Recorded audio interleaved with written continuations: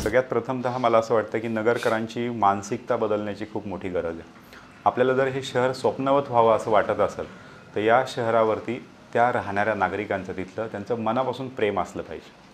नगरकरांची जी संकुचितता आहे, नगरकरांची असेल किंवा नगरकरांचे जे प्रतिनिधी आहेत त्यांची असेल, यांची मुळात मानसिकता जी आहे ती खूप संकुचित स्वरूपाची आहे। प्रत्येकजण खूप स्वार्थी आहे। प्रत्येकजण स्वतःच्या घरापुरता, स्वतःच्या गल्लीपुरता विचार करतो। शहराचा एक सर्वार्थाने जो विचार व्हायला पाहिजे हा विचार कोणी करतच नाही। आणि जोपर्यंत तुम्ही तुमची ही संकुचित मानसिकता बदलणार नाही, स्वतःच्या शहरावर मनापासून प्रेम करणार नाही, तोपर्यंत या शहराचा विकास व्हावा असं तुम्हाला वाटणारच नाही। दे रे हरी पलंगावरी असं लोकांचं असतं। लोकांना वाटतं चला आपल्याला वीज मिळाली, 2 वेळा खायला मिळालं, चालायला कसाबसा जरी रस्ता मिळाला तरी हे नगरकर सगळे आनंदी असतात।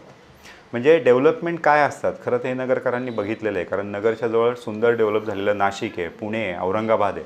म्हणजे सराउंडिंगला इतकी चांगली शहरं असताना नगर हे अजूनही एक सुधारलेलं खेडं म्हणजे डेव्हलप विलेज याच टर्मिनॉलॉजीला सर्वार्थाने पात्र होतं। अजूनही शहर म्हणून त्याचं कोणतंही विकसन झालेलं नाही। लोकांनी जर त्यांची मानसिकता बदलली आणि मनापासून जर शहरावर प्रेम करायला सुरुवात केली तर खूप समस्या अशा आहेत की लोकच स्वतः ते सोडवू शकतील। मी त्या दृष्टीने जर विचार केला तर शहराची संस्कृती, इतिहासाबद्दल तुम्हाला कल्पना आहेच आहे।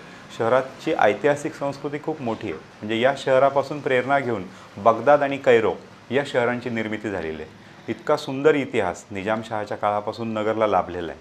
त्या काळातलं शहर जर पाहिलं तर अप्रतिम आर्किटेक्चर आणि सगळ्याच दृष्टीने ते शहर सुंदर होतं की ज्याचा आज लवलेशही दिसत नाही आहे। त्यामुळे हे जर स्वप्नवत शहर असं व्हावं असं वाटत असेल, इतिहासाचं पुनर्वैभव नगरला प्राप्त करून द्यायचं असेल तर लोकांची मानसिकता बदलून लोकांनी एकजुटीने प्रयत्न करणं गरजेचं आहे।